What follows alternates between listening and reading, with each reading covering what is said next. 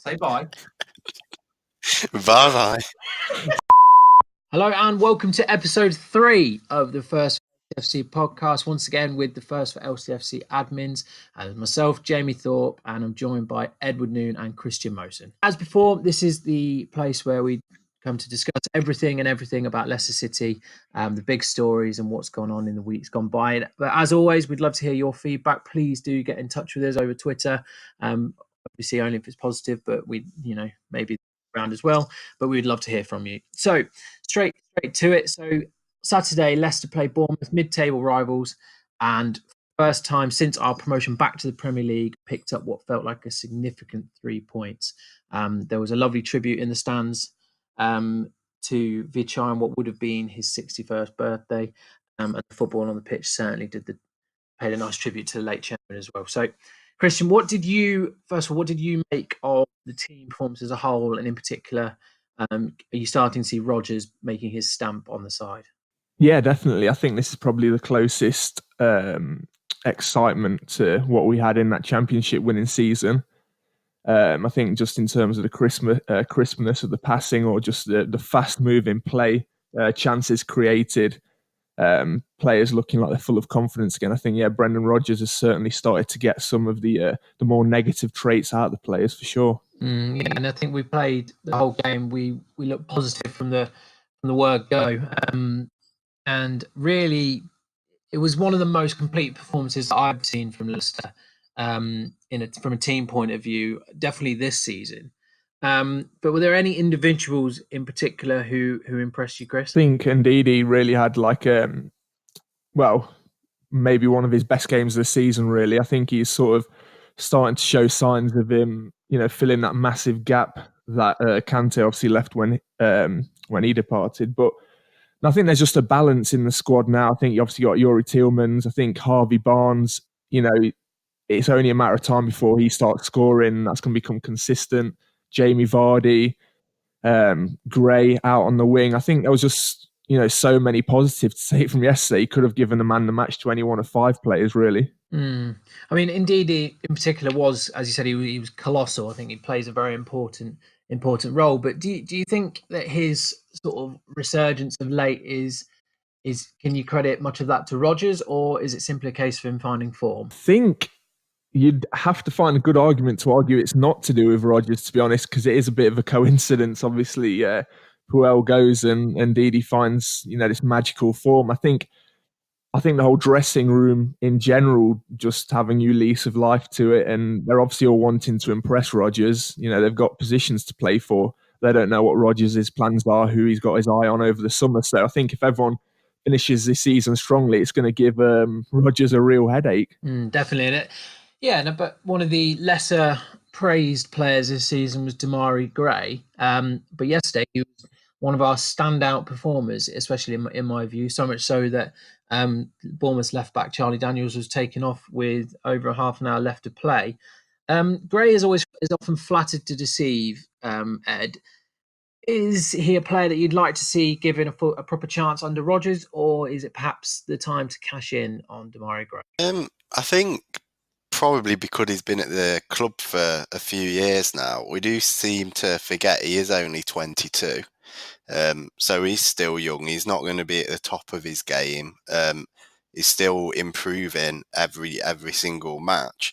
And I do think we need to keep him. And like I say, since Rodgers has taken over, he has perhaps turned a corner slightly. So in the first game where Rodgers was in the stands against Brighton, he scored. Unfortunately, when we had Morgan taken off early against Burnley, he was the one who had to be withdrawn so we could bring on another defender.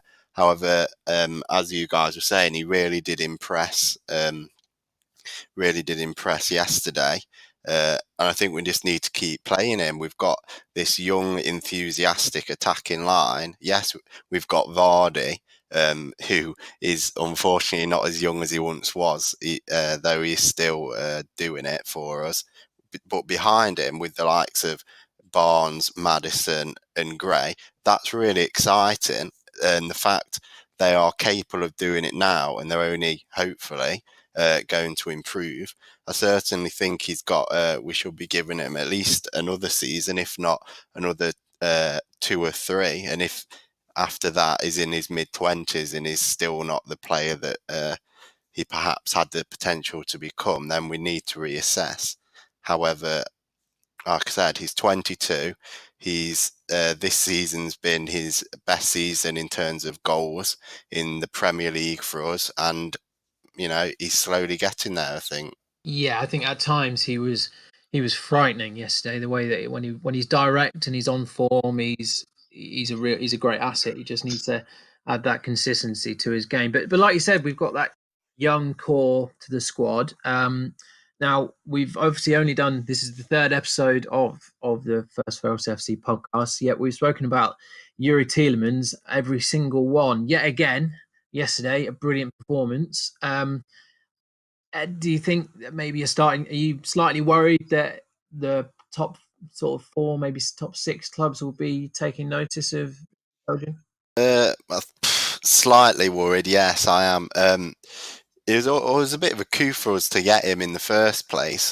He's been heavily linked in the past with, particularly recently with Tottenham, especially since they lost Dembele to China. I seem to remember he's been heavily linked, and I do think, and I don't want to say this, but he could do a job at a lot of the top 6 sides. I could see him fitting in places like Chelsea or Spurs or Man U, where perhaps they're missing that midfielder who can be a bit more creative.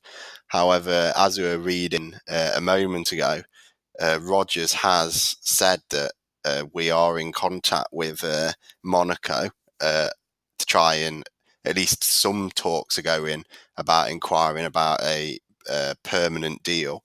And with Silva doing well there, as we sent him on loan in return, that can only bode well for us. So I do think if we are going to get this deal done, it would be to our benefit to try and get it done as soon as possible.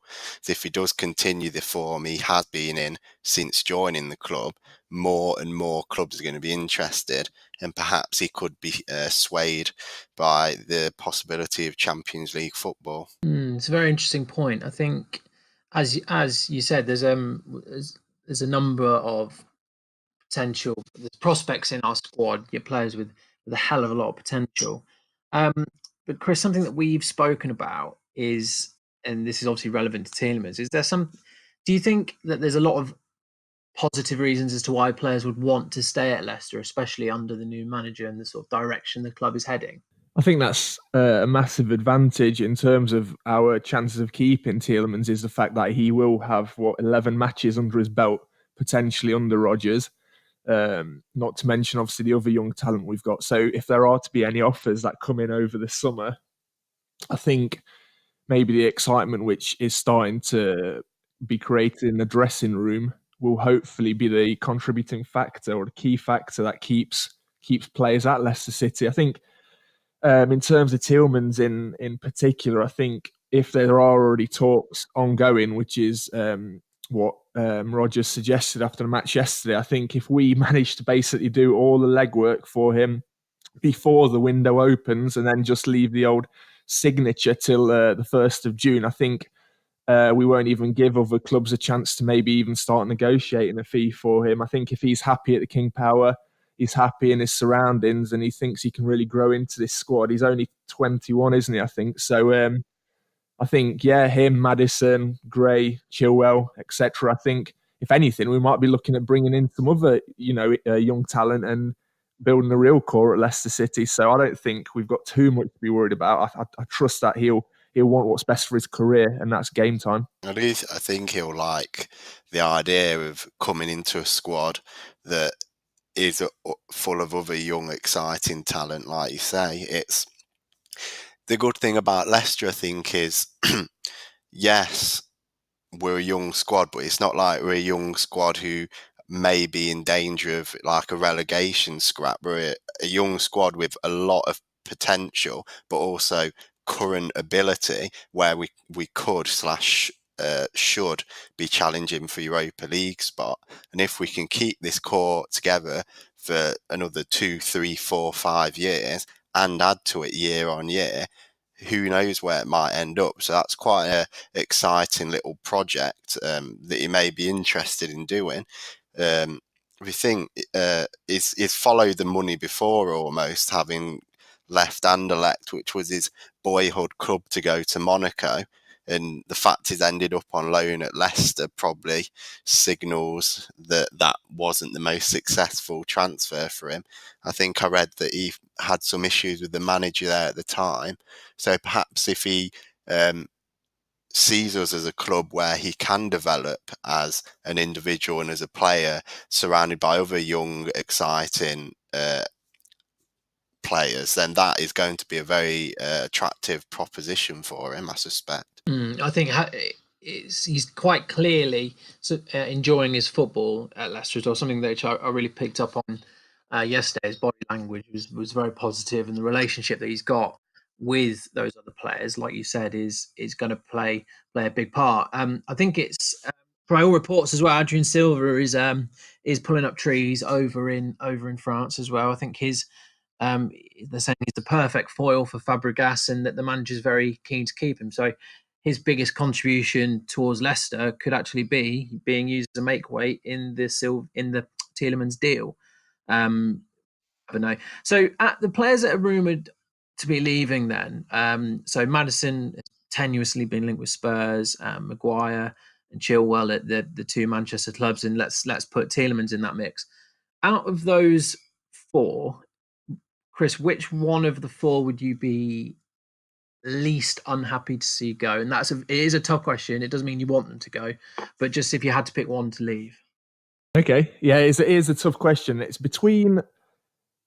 between two for me, Chilwell and Maguire. Maguire being a controversial one, I feel. I think Chilwell we could potentially find a replacement for if Tierney is to come south. Obviously, that is purely a rumour at this stage, but there is sort of a similar quality there, and that would be a perfect replacement.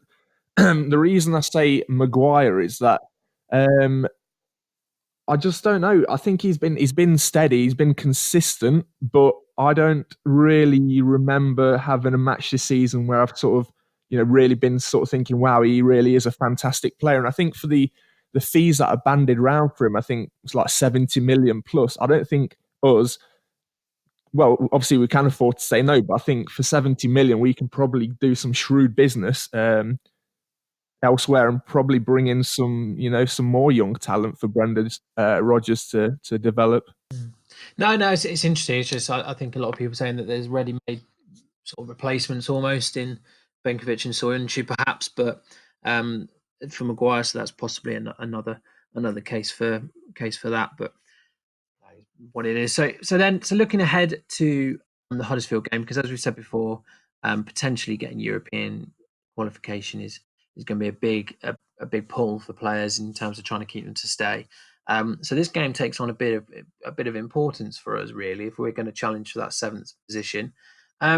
Speaking of Maguire, Ed, do you bring Maguire back in after his suspension or after Wes's performance yesterday, which was a proper good captain performance again? Does he have to keep his place? Oof, what a question.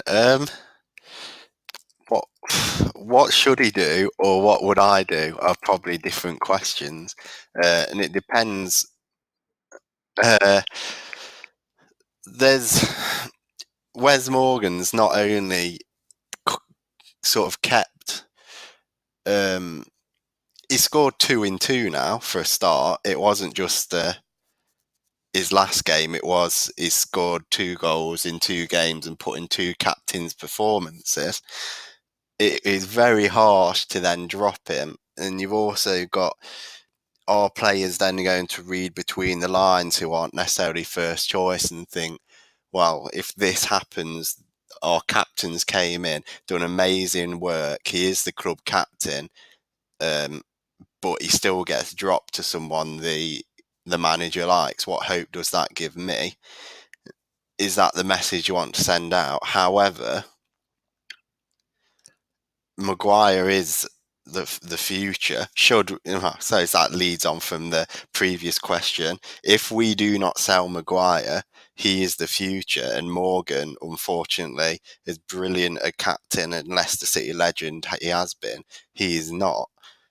So as harsh as it sounds, I think you probably got to take Morgan out, and maybe you couldn't. There's a nice game away at Huddersfield.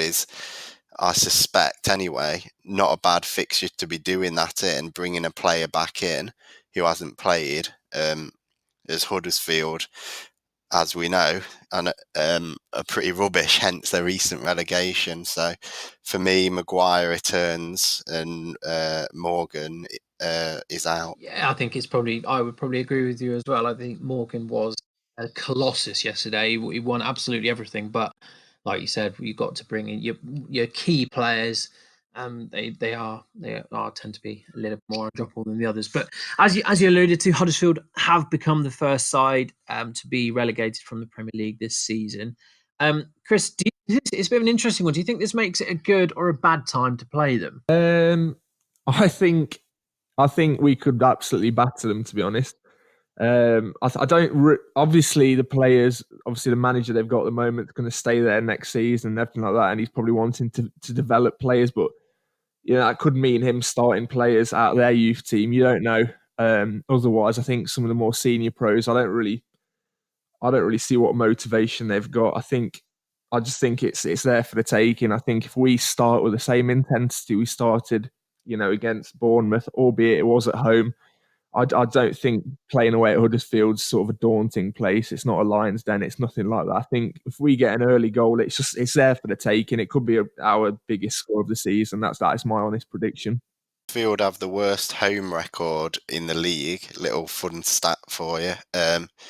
16 home games this season. They've won a grand total of 2 and drew an equally impressive total of 2. So that's 12 defeats in 16 games, and they've scored 7 home goals in those 16 games. So I don't know, maybe now we've said this, would be quite Leicester for us to concede a couple and lose. But looking at that and our current form and this new positive energy that all Leicester City fans have, you got to be hopeful that another 3 points and preferably a couple more goals and another clean sheet. That's got to be the aim, hasn't it? I think keeping a clean sheet yesterday felt very significant at the end. Obviously, 3 points is more important, but I think for the defence to hold out for a full game, which seems to have been a massively rare this season, felt very significant indeed. So Huddersfield are gone already. The likelihood is that Fulham are going to join them, bar an absolute miracle.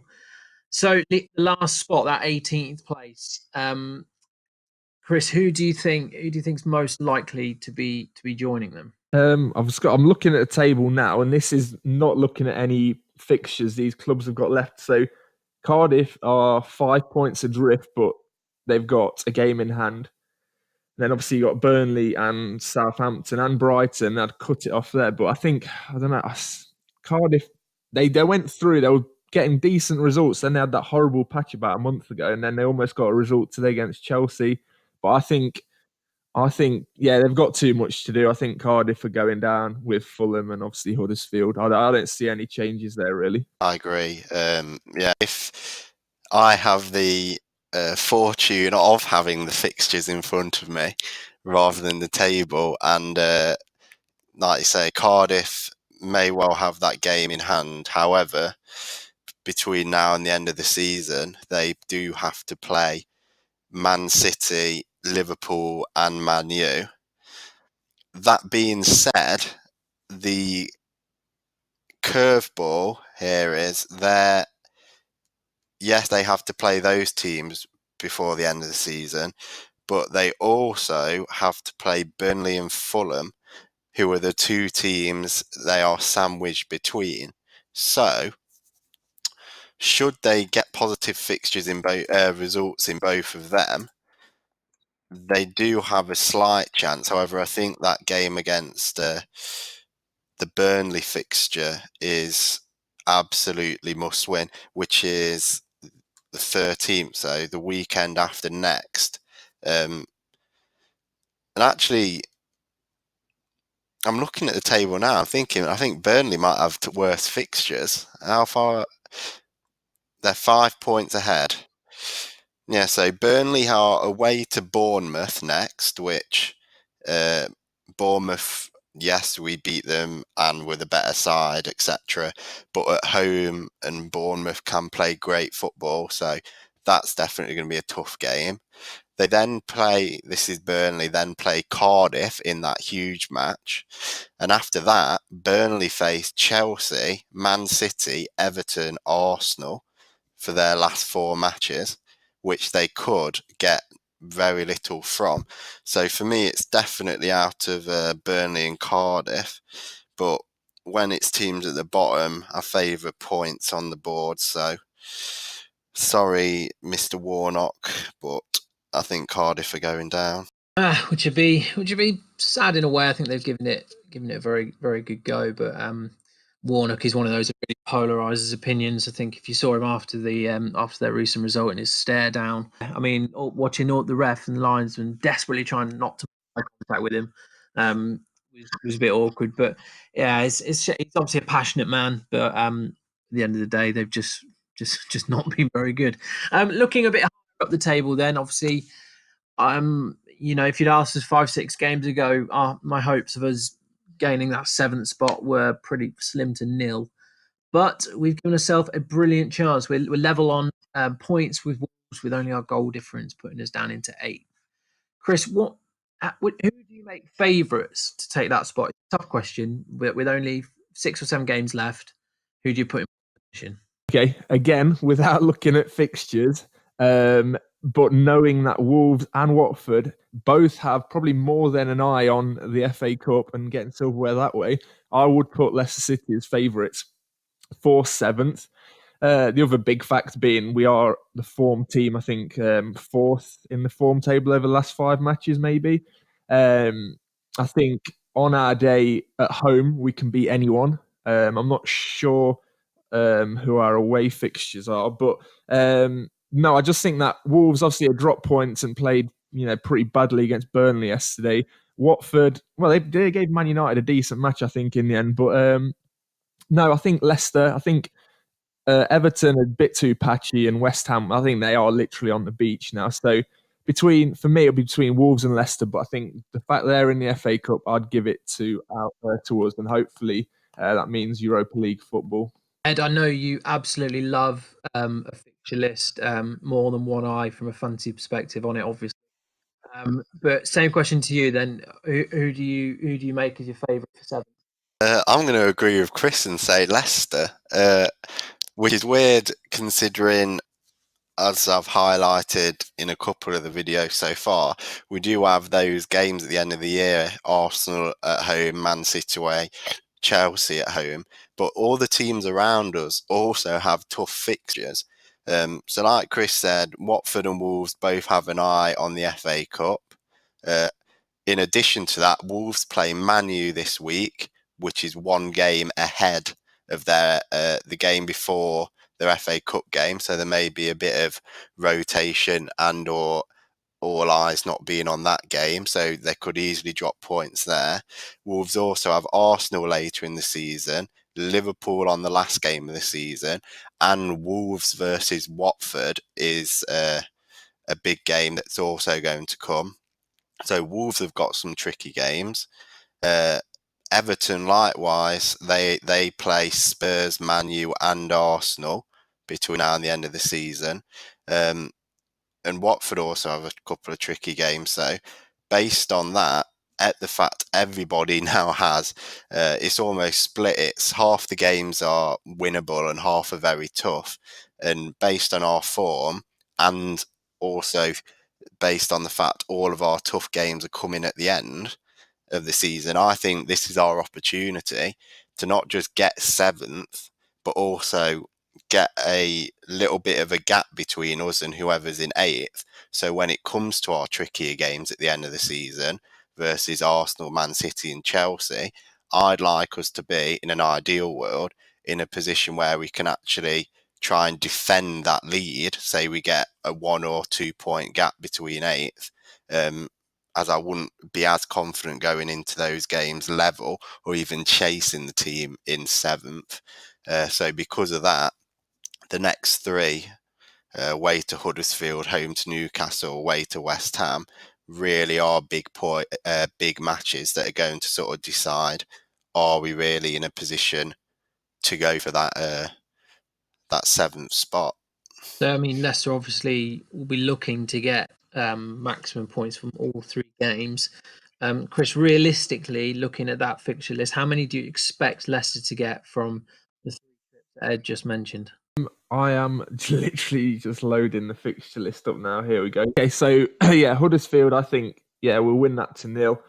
Hosting Newcastle, I was there when we played Newcastle away, and again, any home match, I'll back us. So yeah, I think 6 from 6. And West Ham away, if they played as badly as they played against Everton yesterday, that's 9 from 9. And then you'll be going into, by then our form will be like, well, red hot. Arsenal at home, beatable again. Man City away, that's probably a loss. And then Chelsea at home, last game of the season. I can see, maybe 1 defeat between now and the end of the season. So with that form, I think that 7th place wrapped up.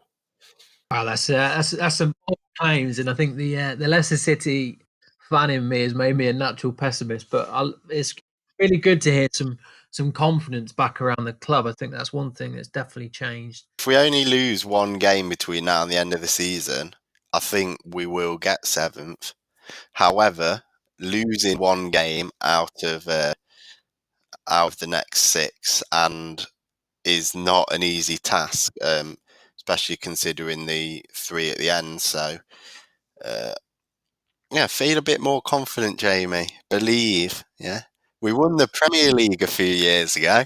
So, in terms of now, while we're playing Mystic Meg, Krys, prediction for our trip to Huddersfield, along with goal scorers, please. Okay, right, 4-0 Leicester, and I think Vardy hat-trick and Barnes chipping in with an absolute worldy strike. Actually, it will be a thronker if we're going to put it in those terms. But yeah, Vardy hat-trick. I don't think Huddersfield will even have one decent effort on goal. There you go. Let's be really bold about it.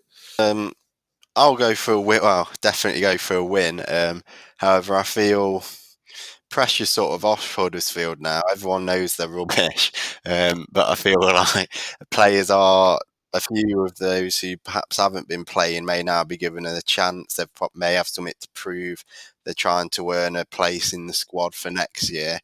So I feel like they may have a little bit more in them, but not enough to win. I think we'll go Huddersfield 1, Leicester 3. Goals from Vardy, Maddison, and we'll go 2 for Vardy, as he's in my fancy team.